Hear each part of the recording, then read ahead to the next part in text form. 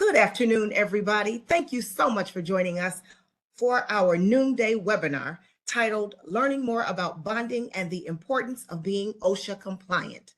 Marshette Truner here. I serve as the director of the Houston Minority Business Development Agency, and we're delighted that you chose to spend this next hour with us. Today, we will hear from three experts in the areas of bonding and OSHA compliance. They've spent many years individually as well as collectively honing their skills and knowledge in these areas, so you want to pay close attention to what they have to say. During today's webinar, all attendees will be in listen-only mode, and there will be Q&A after the presentations from our guests. Please type your questions in the chat as you think of them in an effort to maximize our time together today. My team is here with me, and they are Ms. Jessica Vasquez, our program coordinator, Ms. Diedra Sutton, business advisor, Ms. Joni Hall, a business trainer, Mr. Austin Tannett, another business trainer, and Ms. Tayna McGilbra, a business advisor whom you will hear from in a moment. Before we get to Tanya's introduction of our presenters, let me remind each of you about our Salute to Minorities in Construction luncheon. It will be held on Tuesday, June 13th from 11:30 a.m. to 1:30 p.m. at the Junior League of Houston. The Junior League is located at 1811 Briar Oaks Lane. We have an awesome keynote speaker in the person of Ms. Adrienne Trimble of the Cisco Corporation. And of course, our honorees are simply amazing at what they do and the levels of service they provide.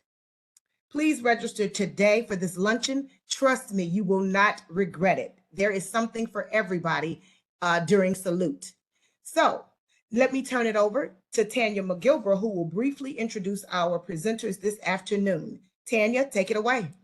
All righty, thank you, Marshette, and thank you all for joining us this afternoon. Let me dive in. Today, the first on our panel is Brian Herrera. He is the Vice President of Business Development with M Surety Services. He graduated from the University of Houston College of Architecture and began his professional career working on large-scale publicly funded jobs that were bonded for payment and performance. In 2017, he cultivated those past relationships with general contractors to help them secure construction bonds for their construction endeavors. James Shelton, aka Jim, has been with the OSHA Houston North Area office since 1996. In 2004, Jim became the Compliance Assistant Specialist, which is a non-enforcement position with OSHA responsible for outreach, training, and assistance to employees, employers, and industry groups. Prior to becoming the Compliance Assistant Specialist, Jim was an OSHA inspector and conducted enforcement inspections on hundreds of work sites and investigated numerous workplace fatalities. Jim received the 2020 Safety Associate of the Year Award from the Associated General Contractors of Houston. And last but not least, Michael Ross. Michael has over 30 years in building construction management and architectural design experience. Currently, he serves at Houston Community College as a professor. He teaches coursework in construction management and construction building technology.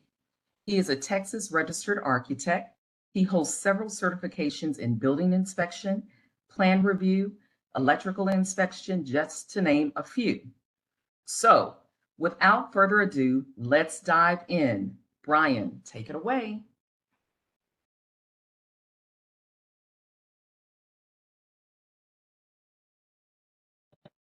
Please unmute yourself. Oh. Brian, can you hear me? Oh. Mm-hmm. Can everybody hear me now? Yes. Sorry about that. Thank you, Tanya. Happy to be here and happy to be talking about bonding. That's my information there. If anybody has questions afterwards or wants to contact me, please feel free to do so. But let me get right into these slides. Next slide, please. So really briefly here, what we're going to talk about what a surety partner looks for. That's kind of the underwriting side of bonding. We'll go through the definitions of the contract bonds, what the bonds are, issued for. We'll go a little bit about the application process. Definitely talk about the indemnity agreement. That's kind of the liability agreement with your surety partner to support you on your contract, your public bonds. And then we'll talk about enhancement tools. Next slide, please. So this is just kind of a brief overview of what your surety partner looks for. Character, capital, capacity, known as the 3 C's in bonding. Character is just really your reputation in the market. They do reach out to confirm referrals and references when we're getting your bonding set up. So it just goes to say that doing a great job means something.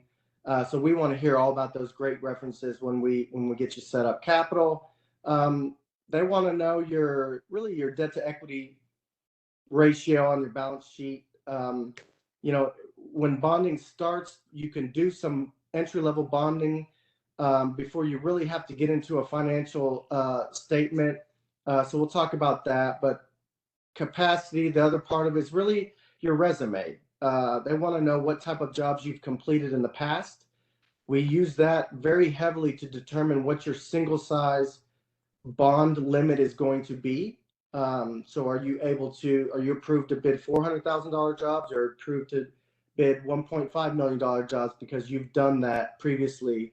So we want to hear about those. Next slide, please. So the number one thing we have to do is get you set up for bonding so we can issue you a bid bond. On a public bid job, Houston Community College, you have MUDs all over the city of Houston, you name the city of Pearland, all of these will put out jobs for public bid that will require a bid bond. This is your guarantee from the surety company that we've gone already and pre-qualified you for that bid. Let's say you're bidding a $300,000 job. You cannot submit your proposal for that bid without the bid bond being the cover letter, essentially saying, if I am fortunate to be the low bidder or awarded the job otherwise, that I can actually have the final bonds executed, that being the payment of performance bond. So the way to think about this bid bond is, think of a pre-approval if you're going to buy a home, right? You would go to the bank, you'd get a letter saying you're good for this much lending at this rate, and then you'd go forward confidently trying to find a house that fits into that pre-approval. So that's really the bid bond too. It's a pre-approval of your proposal amount that we can execute the final bonds on that. Next slide, please. So this is, there's 2 final bonds, as we call them. There's really 3, but primarily 2 are issued. That is a performance bond and a payment bond. The performance bond really protects the owner. So you, the contractor, are going to do the work per specification. If there is a concern or issue with the work done per specification, that would be a concern for the owner. And if the issue cannot be addressed in a way that's mutual for everybody, the owner can submit a performance bond claim, which basically just puts it on the desk of your surety partner to perform mediation, bring the 2 sides together, try to find a solution. They have construction experts on their side to try to figure out what the specification discrepancy might be, those types of things. So that's the performance bond. Honestly, majority of bonds come from the payment side. Next slide, please. Payment bond protects any subs and suppliers that are working on the job. So you, the contractor, you're performing the work for your contract. You have subcontractors that are eligible to submit a payment claim if they're not being paid. Again, these things are probably being discussed in the field. What percentage of work is being completed that justifies a percentage of payment to that subcontractor. All these normal things happen on the job. If there's a situation where payment is not being made to the subcontractor, he has the right to make a payment claim on the bond. Again, the surety team as your partner would step in, mediation, experts figure out what the discrepancy is between the payment and why, and facilitate a solution. So that's really the two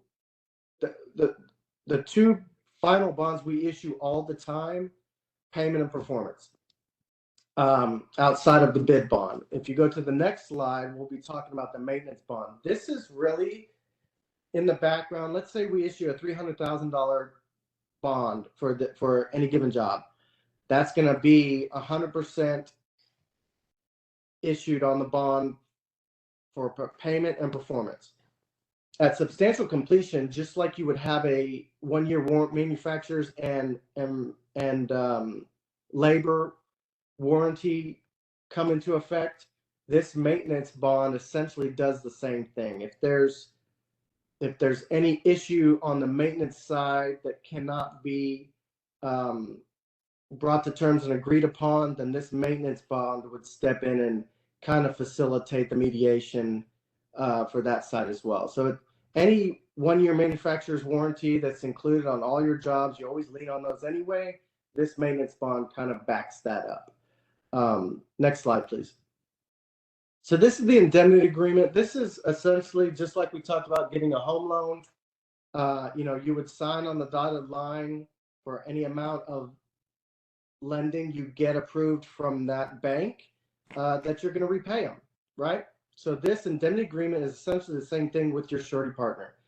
But the way it works is for a $300,000 job, whatever the size of the job, they're going to issue a bond for that, which is now on the liability side for your surety partner.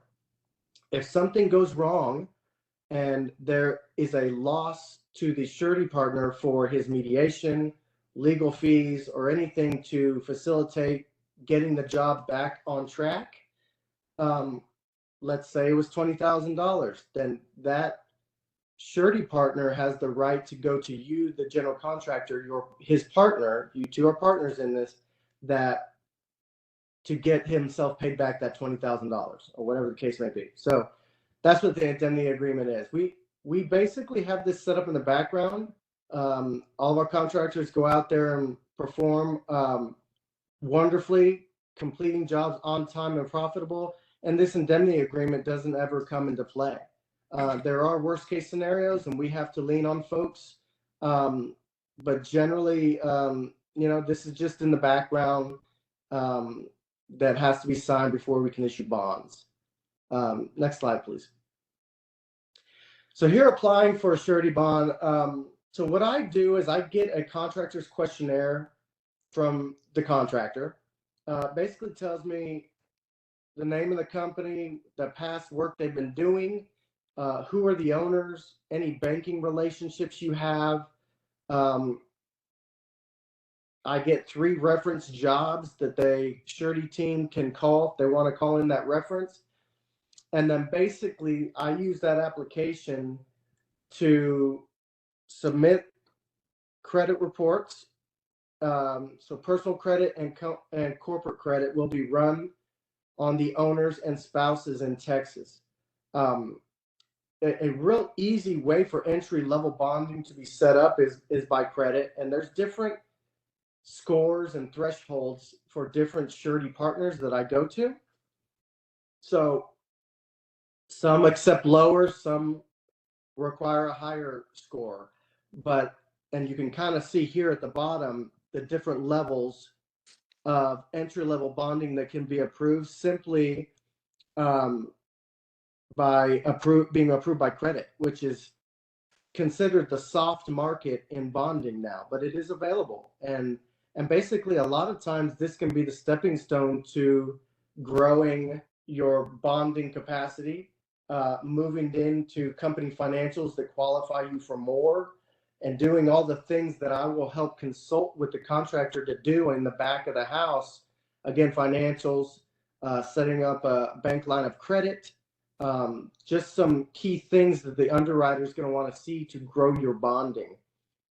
So it's that coupled with the capacity again. So let's say a contractor just stepped out on his own to create his own company, but he was previously doing $2 million jobs for the past 10 years. But as he steps out on his own, he doesn't have the financial backing and statements to present to qualify him for a $2 million job. So we start him at entry level here, which could be 400 single size max up to 750 single size max.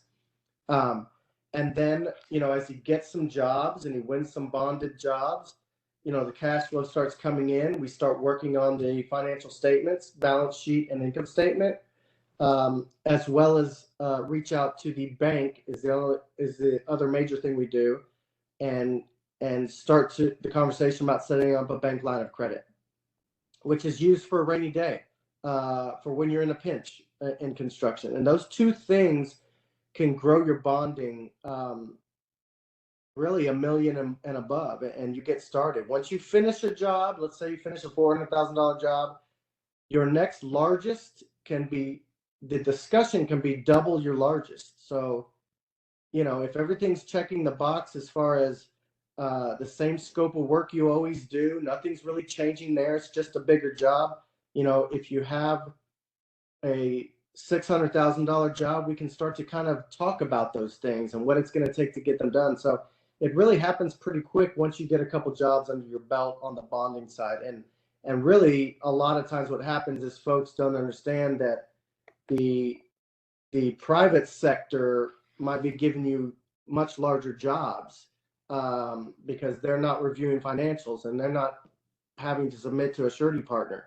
So a lot of times when you step into bonding, you're taking a step back. It just depends, but a lot of times for startups, you're taking a step back on the size of job you're doing and those things, and trying to get it caught back up to what you're used to doing on the private side. But we sometimes have to work on the back of the house, that being your financials and the rest, to get you kind of ready to do that and present yourself to the surety team. So next slide, please. Two things we really use quite often. This one says collateral and funds administration. Collateral is not really one I lean on personally myself. It just depends on the situation, but in most cases, I don't want to tie up liquidity and cash from a contractor, especially a small and emerging contractor, when I need them to be as successful as they can in the field. So, if they had, let's say, $80,000 in company checking, I don't feel comfortable tying up half of that or much of that at all. I don't think that's a very good strategy. I'd rather that be liquid and available for them to use on the job to be successful. So I don't lean on collateral that much, but funds administration is one I do. And that just means that sometimes the underwriter wants some oversight over the job just to make sure everybody's going to be paid and the jobs run well. We do that with a third-party administrator, an escrow company, that the funds from the public entity would go directly to the third party, and then pay apps would be set up, requested from the contractor to the third party, for which the third party would pay all the subs, materials, suppliers, just as you would. But they have the oversight over the money. So that makes the surety team comfortable in certain scenarios. Maybe we're stretching to a little bit larger job. They just want to kind of see how this performance goes through the funds administration, and then basically you get through that job with an A+ report card, and you kind of move on and not have to do those kind of things. So I do like the funds administration. It teaches everybody a little bit of something. The other one is small business administration. I'm an authorized SBA agent here in Houston, have been for the past 4 years. So I do a lot of work and outreach with them, working with small and emerging contractors just to get them started. Sometimes they reach out to the Small Business Administration not knowing anything about bonds, and that's kind of how I end up getting to talk to them. But I walk them through basically what I just did on this presentation, on how to get the bonding and get them understanding what the process is, which isn't really that hard. It's not anything that anybody can't do. So the main thing with Small Business Administration is it's a federally backed bond. So if I have a surety partner that is typically 100% of the liability of a bond, when I issue that through the SBA in partnership with that surety, the federal government takes 80% of that liability. So $100,000 bond, 80 grand of it is being backed by the federal government. And that makes the surety partner a lot more comfortable in issuing that bond for certain contractors. So we lean on that wherever we can. Next slide, please. So best practices, this is just a wrap up of what I basically said. And these are some things that you're going to want to do as you look forward into bonding and certainly into growing into bigger bonds. If you're not comfortable doing the bookkeeping, you can dive into it and figure it out. And that's what most people do, or hire a bookkeeper. But financial statements, that being a balance sheet and an income statement, are required in accrual basis for bonding. And soon enough, that comes sooner than later, I should say, that your surety partner is going to want to see a financial. Even when you're entry level, they're going to want to see a financial that you're working on it, how that's progressing. So that's the financials. Really, a WIP, work in progress schedule, is another huge one that the surety wants to see. They want to see what you have, what percentage of completion you are on your jobs, what you've billed. And all these good things that you're doing on these jobs and that you're aware of them. Bank line of credit, that can be started for as little as 20 grand. If you have the ability to talk to your bank and get a line of credit set up, that can go as high as 100 grand. I've got accounts with over 300 grand in line of credit. And that's to be used for a lot of times mobilization and startup, or otherwise in any pinch where you need some cash. You kind of lean on that line of credit, and that's a huge piece for the underwriter to see that you can get the lending on the line of credit from a bank. Personal and business credit, we talked about that. We talked about the size. Basically, your largest completed is going to set your single size to begin with. I'm having trouble reading this bottom part, but it's the proper size and volume growth. Yeah. Yeah. So we're basically done. If anybody has any questions, I'll be happy to answer. We'll take the questions at the end, Brian. Right now, we want to bring in Mr. James Shelton. So, Mr. Shelton, you're up. All right. Good afternoon, everybody. Can you hear me all right? Great. My name is Jim Shelton. I'm a compliance assistant specialist over at Houston North OSHA office. During the introduction, as I explained, I don't do any enforcement. I'm here as a resource to help groups and companies and employers, associations comply and understand OSHA rules and improve their safety program. Today, we're going to talk a little bit on the importance of being OSHA compliant. Next.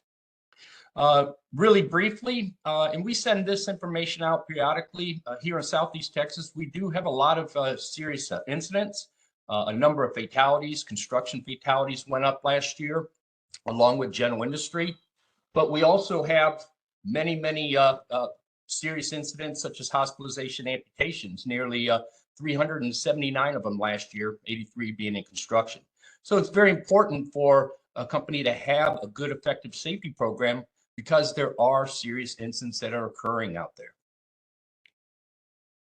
Next. So why is it important to be OSHA compliant? You need to protect your workers. They are your most valuable resource. And I have not talked to any employers that said that they have an easy time finding good, quality, skilled workers. And so when you find them, you want to keep them, you want to keep them safe. But it's also the law. You know, every employer is responsible for complying with the OSHA standards and providing a workplace free of recognized hazards. And what is a recognized hazard? Well, you know, not every OSHA standard covers every hazard. And so you could look at things like heat, working in a hot environment, either indoors or outdoors. That is a hazard that OSHA doesn't have a standard for, but it's recognized. And so OSHA would expect the company to address those recognized types of hazards in the workplace that may not necessarily have an OSHA standard.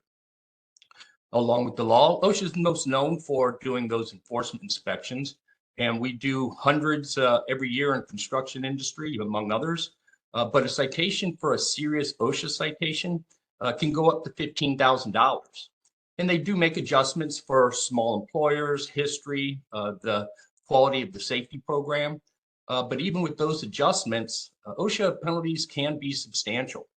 And if it's a willful, where a company intentionally violated the law and put the workers at risk, those violations can go up to $156,000, for instance. James, can you turn your camera on for me, please? Thank you, sir. Okay, You're go welcome. right ahead. Why else is it important to be OSHA compliant? Reduced insurance costs. You know, you may have workman's compensation, and insurance works just like when you get car insurance. If you're a bad driver, you pay higher rates. And so if you have a lot of incidents, accidents, injury, illnesses, you're going to pay higher workman's compensation rates or other insurance rates. And so that means that you're less competitive. You have a higher overhead cost to do business and to be profitable. And so not only being OSHA compliant, but you want to have low worker compensation costs. And in addition to that, increased business opportunities. You know, many companies have a pre-qualification process, and I've seen pre-qualification questionnaires from 2 pages all the way to 24 pages. But safety is almost always a component of those pre-qualifications. And so it's important that you have a safety program, all the elements of the safety program, and you can show that you've implemented it and it's being effective. You know, a lot of times, a lot of companies, their safety programs are really kind of driven by the pre-qualification process. And we're seeing that more and more over the last decade. You know, the expectation is that a company is going to be safe, because if they're unsafe and they come onto the site, they present a risk. And I've talked to GCs over the years that have tried to bring in smaller construction companies onto the sites, but they're self-insured, or the site insurance won't cover them because they don't have a safety program. And so it's very important that effective safety program is not only going to protect your employees, it's going to save you money, but it's going to increase your opportunities for work. Next. So some of the basic requirements a company has under OSHA: you have to provide your employees a workplace free of recognized hazards, which I discussed earlier. It's against the law to retaliate against an employee for exercising any of their rights under the law, such as reporting a work-related injury or illness. The expectation is the company is going to comply with all the OSHA standards. Now, if you look at the OSHA standards book, they're pretty thick. There's a lot of information in there, but every company is different. You know, it depends on the work that's being done. And so it's important that the company look through and determine which of the requirements apply to the work that's actually being done. And in many cases, it's not going to be that huge OSHA book. It's only going to be parts of those books, like hazard communication for chemical safety, or fall protection, or maybe machine guarding. It's really going to depend on the company and the work that's being done. A company has a responsibility to report any work-related fatality to OSHA within 8 hours, and that is a literal 8-hour clock. You know, so if a fatality occurs at 12 noon, at 8:01 p.m. that evening, they're considered late.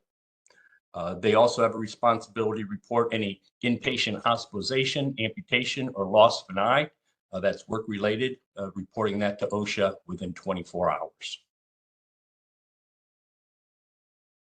Basic requirements, you know, you got to provide training to your workers, and the OSHA standards will cover the different types of topics based on the work that's being done.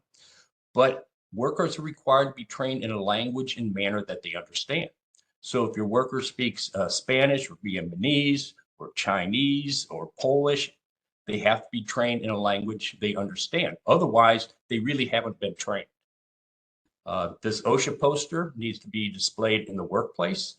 And this is also probably one of the biggest scams that small employers are subject to. They'll get hard sell calls saying that if they don't buy these posters, OSHA is going to come in, shut them down, beat them up, do all kinds of mean things. And then they charge them $200-$300 for these posters. You can get one free from the OSHA office. You can go to the OSHA website and download it on an 8.5 by 14 piece of paper. So when they say, hey, you have to spend $200 and you got to buy one every year, that's not true. When something like that happens, call the OSHA office. But where can you find the right information? You can always call the OSHA office. They have somebody that's on phone duty every day. There's compliance assistants such as me. Every OSHA office has one. And there's also a group called the OSHA Consultation Service. And there's one in every state. It's 90% funded by federal OSHA. Here in Texas, it's under the Texas Department of Insurance. But they provide free safety help to small employers, $500 in a company, $250 at a location. And their website is amazing. They have all kinds of sample programs, toolbox talks, absolutely free for downloading. Can't emphasize enough how important and helpful this group can be. Next. Now, we get a lot of calls. Where can I find fall protection training? Where can I find training on scaffolds? OSHA, we can't recommend any for-profit entities or groups. We do have the OSHA training institutes. They're all across the United States. Down here in this area, University of Texas at Arlington and TEACS are probably the most common, but they will give OSHA courses, OSHA safety courses, and they're very similar to the type of courses that the OSHA inspectors would go to. And so they're around. That's good quality training. Talk to your local trade associations. But it's really important that when you're looking for safety assistance, whether you need somebody to do some training, help develop your program, to be a smart shopper.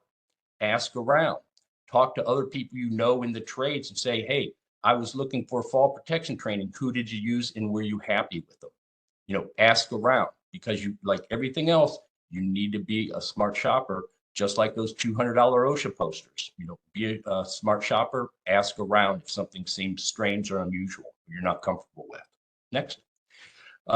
We get a lot of questions on the OSHA 10-hour card and the OSHA 30 card, which is usually something supervisors and foremen have. That isn't an OSHA requirement. That's really something that industry has been doing for many, many years. And so OSHA sets the criteria, we set the topics and the time that's being taken, but those courses are given by authorized instructors. And so it's important to keep in mind that those OSHA 10-hour, 30-hour cards don't take the place of OSHA mandated training. It's really safety awareness to help improve the safety on the site. But you can take them online. There's a list on the OSHA website of approved online providers. Different trade associations offer it. Sometimes people hire, but the Texas Department of Insurance, or OSHCOM program, they usually do a free one every month here in Houston. But the cost can vary. But I encourage you to look at the Texas Department of Insurance OSHCOM website because they do some free 10 hours in construction down here. Next. Very quickly, this could be a topic we could talk about all day. But, there's really about 7 basic elements of an effective safety and health program. And in the middle, I always put management leadership because it's important that that safety message, developing that safety culture, comes from senior management, that owner. And along with that, the supervisors.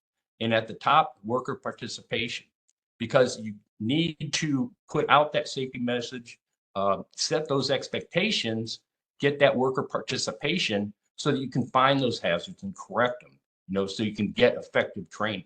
And so there's a lot of elements in there, but they're all necessary in order to have an effective safety program, and not the safety program that collects dust or used to prop up the table in the kitchen.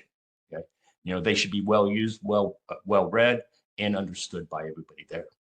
Next. And we do have 2 offices. I'm out of the Houston North. Makiba is my area director, and that's me, the CAS. We have the South office. They're down by the Clear Lake area, and Mark Briggs is the area director down there. And my counterpart, the CAS, is Jorge. And he's also very helpful and knowledgeable, and it's another good resource for you to have.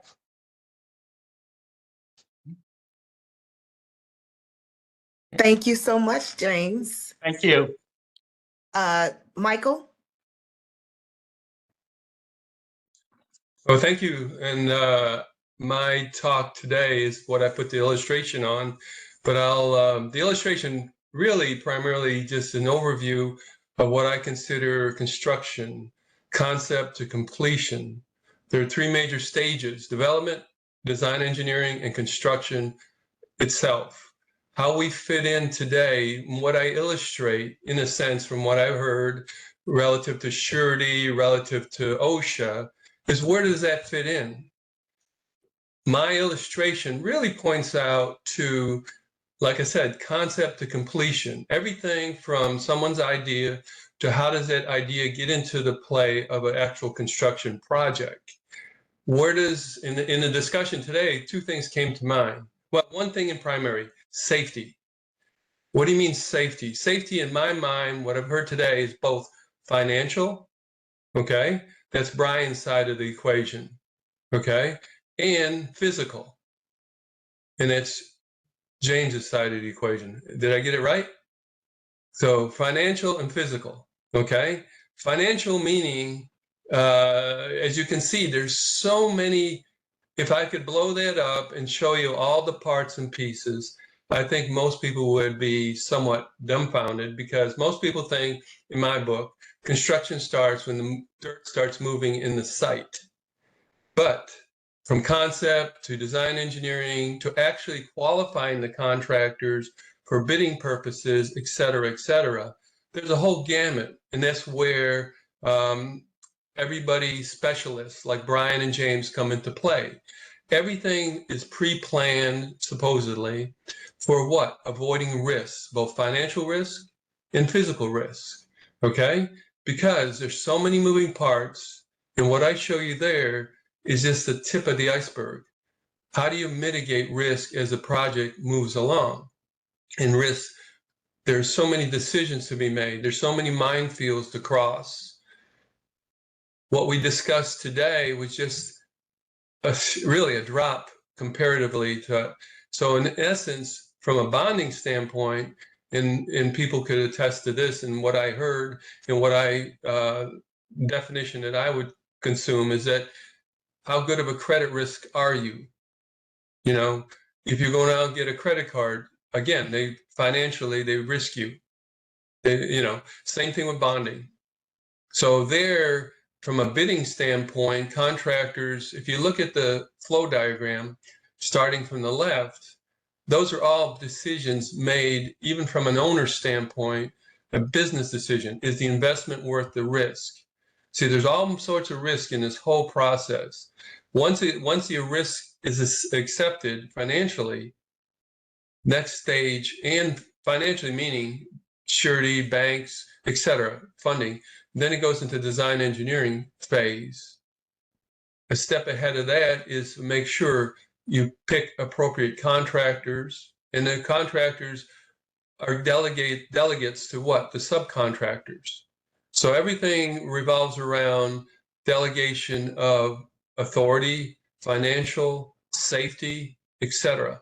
So once the bidding process, or even before the bidding process, that's when all the contractors are vetted. From what I understand, and I stand corrected, but most of the bidding relative to public projects, as described, require bonds, bid bonds, P&P bonds, payment performance bonds, et cetera. So the qualification behind those bonds are selected way in front. Now, the exception to that is private industry.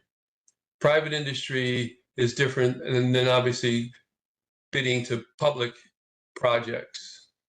But again, the world of construction, as the flow diagram indicates from concept to completion, is, in my book, a minefield of different variables. Every variable has a specialty associated with it, from a general contractor to the trades, all the different trades. The risk of a steel worker is far different than a risk of a painter. That goes without saying. So the premiums and the insurance requirements are totally different. Same with general contractors. It's all a matter of your experience, what you're into, and how much.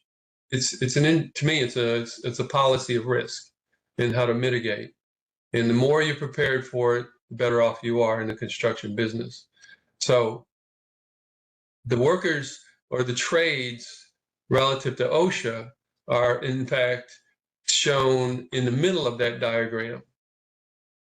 That's when the trades are actually pricing the project. In the far right of the project is when the project's accepted by a general contractor, and the trades are working under that general contractor. The general contractor is the one that implements a lot of the upfront mobilization of the project. So all the I's and T's are dotted, and everybody gets involved prior to that contractually. And then the project goes into mobilization. Once it's in mobilization, that's when the physical aspects come into play. That's when men, material, and equipment start staging in the field. There's a whole bunch of interconnecting communications, contracts, etc. That that's why you need specialty consultants such as Brian and James to meet certain parts of the equation and be successful in the project. I could go through the whole thing, but there's a lot to it. Between the business sense, and Brian's in the business in that sense, where his people are backing up the qualifications between the general contractor and the owner, and the subcontractors and the general contractors. It's a guaranteed process, and not all projects require it, but in fact, my understanding is the public projects are more so involved in that. And it's like a credit card, you have to qualify. Any questions? I'm not sure where to go other than express, because I could go into detail of every little facet of that. There's building codes involved. There's all kinds of mitigations up front where all the planning in consultation with James and or Brian are very important to the success of any project, whether it's safety physically or it's safety financially. There's a lot of opportunities and a lot of pre-planning and understanding, because you don't get into a middle of a project and you won't even qualify for a middle of a project if in fact a lot of these things aren't handled prior to. It all has to, in my opinion, it all boils down to risk and reward. Same thing when it goes from concept to completion. Conceptually, a project is someone's need, an owner's need, but they have to make financial decisions on whether to proceed forward or let the project go. Okay, and there's a lot of decisions other than the site has a great view. You've got utilities, you've got all kinds of stuff to think about, flooding, utilities, even financial, that has to be done on a preliminary basis before anything is purchase of a project or moving forward. Then it goes into the design and engineering stage. Once a project is decided to move forward, and that's when the architecture and the engineering phases come in. The architect is the quarterback for the engineers. So the engineers work as a consultant to the architect. Their whole deliverables center around plans and specifications. In those plans and specifications, a lot of the stuff is dictated relative to OSHA regulations and bids and bonding requirements for the particular project. That's when the general contractor will turn to Brian and James to add their businesses or their associated to the project. And each general contractor is under the same specifications and drawings. So they're actually competing against each other. And that's when the quality of the contractor has already been vetted and qualifies for even bidding on the project. Once the bids are accepted, the following is to accept the final bid from a previously qualified contractor.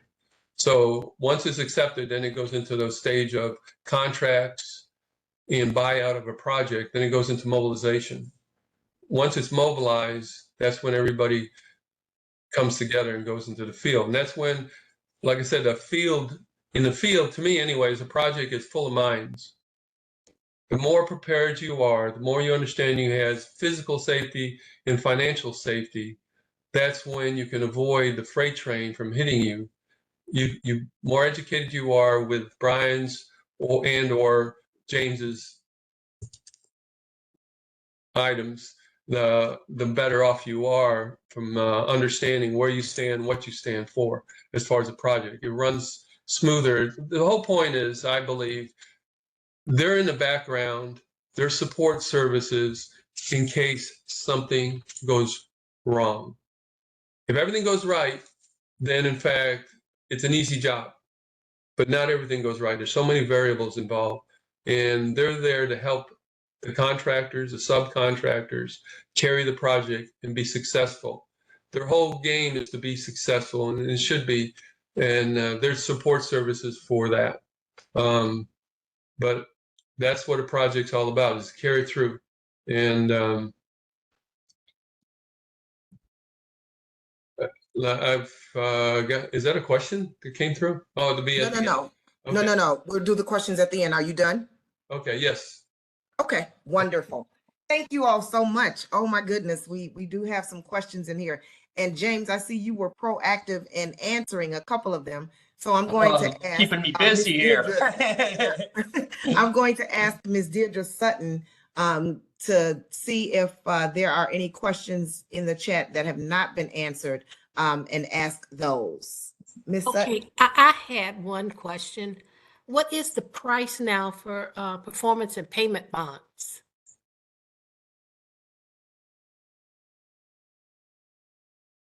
The rates are set by the state of Texas. So there are best rate scenarios where you can kind of put 2% on a contract, 2% of the contract. It's really less, would be the best rate you could get, but it can also be higher based on your file. So if there's a credit concern, any discrepancy or concern there can cause the surety partner to require a higher rate until something gets better. For the most part, it's a blended rate for Class B. It encapsulates, gosh, just 80%, 85% of most contractors. And again, it goes from 2.5 for the first 100 grand to 1.5 for the next 400 grand, and then 1% for the next 2 million. So it's a blend, just dependent on the size of the job. But put 2% in your head for best rate, and it could be 3.5% for not a great rate. Oh, thank you very much. James. 2% of what? Contract amount. Contract price. Okay, that's what I want to make sure. Okay. All right. Okay, they did have a question in here, and I think the lady was asking about the indemnity and why does the spouse have to, participate? sign? Yeah, so unfortunately in the past, there's been situations where a surety partner has been burned where they have an indemnity on an owner, let's say it's a man, and there was no requirement to have the spouse indemnify and sign on that. So they got into a situation where there were some losses. And what the owner did was move a bunch of assets, liquid and otherwise, into the wife's name to protect himself. And therefore really putting the surety partner out on collecting on any losses. So because of that situation, all spouses are included on indemnities. Okay. Are OSHA inspections random? Some are. Probably most of the construction Inspections probably are, and those are based on OSHA subscribes to a list. They get a list of all the construction projects in the United States, and it's broken out by area office. And so each area office will have a list of all the construction projects in their area. And so let's say that they need to do 100 inspections in a quarter, and there's 500 projects that are there. The 500 projects are put in a random number generator, and the computer randomly selects the 100 inspections that are put on a list for inspection that quarter. Okay. All righty. I know someone asked earlier, passed it up about what kind of bonds they need in construction. And I wanted to reply, but I think we need to just state it for everybody at this point. You know, that it's whatever's required in the solicitation. They'll Sure. tell you if it's performance payment bond, maintenance Right. bond, So whatever. generally, in the specs and the bidders instructions, they'll put the bid bond requirement. It could be a 2% bid bond. It could be a 5%, all the way up to 20% for government on a bid bond. And then it will pretty much always, 95% of the time, you're going to have a payment and performance bond requirement. If it has a bid bond on it, then it's going to have a payment and performance bond as to be issued at final award. Those are the three. There are some thresholds. City of Houston has some where the job's not big enough, so they'll only require a payment bond on it. Let's say it's $100,000 or lower size job, they'll only require a payment bond and waive the performance bond. So different things like that. But in general, you're going to have a bid bond. If you do have a bid bond, it's going to require payment and performance bond. Right. Okay. There was a question, it's kind of long. Brian, you mentioned the 3 C's, character, capital, and capacity.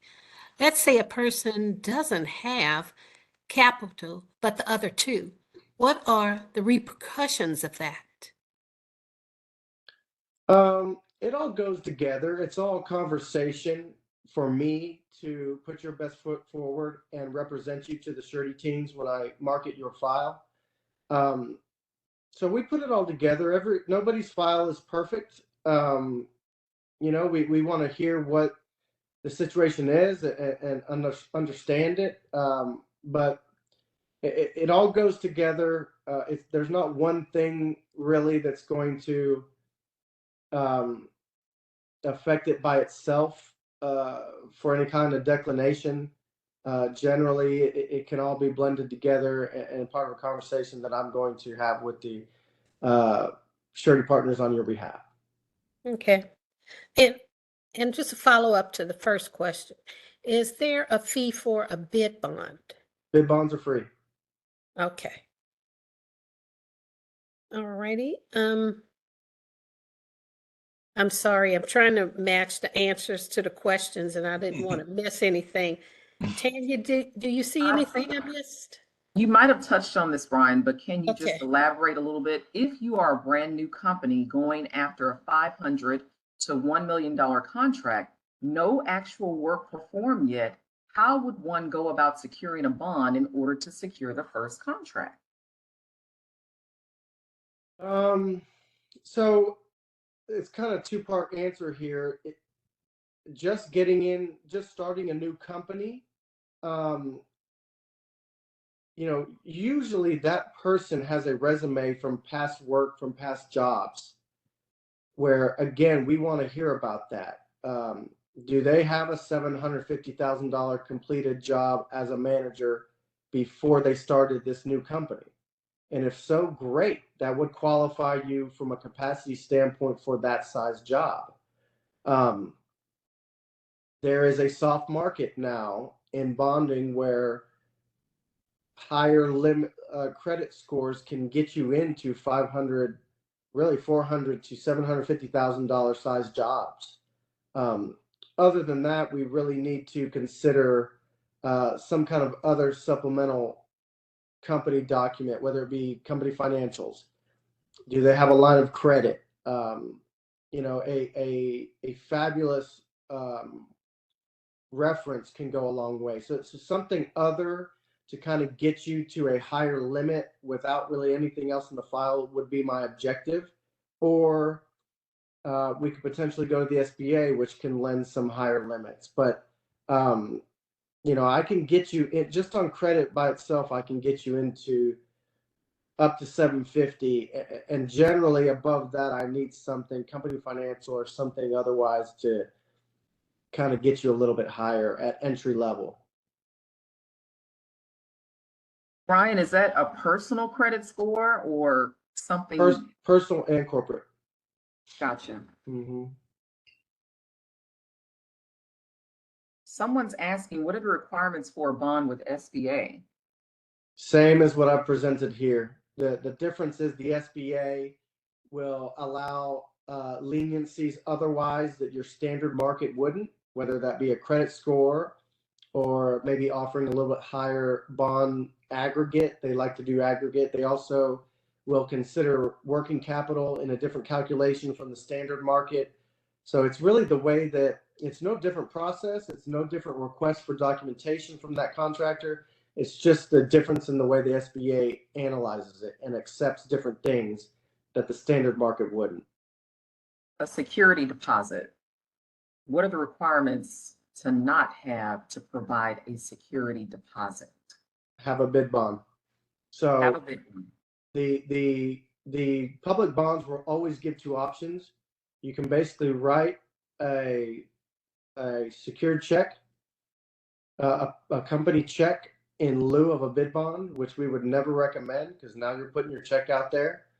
But basically you go through the bond setup with myself, you get bonded, and that's your bid bond cover page to your proposal in lieu of that security deposit check that, you know, folks have done that before, but the problem with it is, and really doing it without being aware of bonding, is you're putting up that check. Let's say it's $100,000 check, and then you go and you submit your proposal and you win that job, having no relationship with a surety partner to actually execute a payment and performance bond. They're going to cash that check for your error, right? So it's not very smart to do that. Again, I have contractors that do it in a certain situation where they don't have time to ask me for something of that nature, right? And they'll put up a security check in lieu of a bid bond, but they already have bonding approved in the background. So I would be really scared for folks to think that you could do that without having the bonding set up. That's the problem. Then that public entity has that check that they can seize for not being able to actually execute the payment and performance bonds. Someone just asked, is Dun & Bradstreet used to check business credit? Yes, it depends on the surety partner, but they all use different forms, but that is one of them, yes. Okay. I don't see any more questions, and we are right on time. Thank you, my goodness. Thank you all so much, Brian, James, and Michael. We truly do appreciate your expertise. I'm certain there will be questions for you, which is why we have your information on the screen. So please, please, please, to all of our attendees, you can email Brian Herrera, James Shelton, or Michael Ross at the email addresses you see on the screen. So please take a picture of that, screenshot it, however you need to do it. But certainly reach out to them with any questions you may have, and they will be more than delighted to answer those. Thank you all so much. We do appreciate you. And this was a very informative webinar. So thank you so much.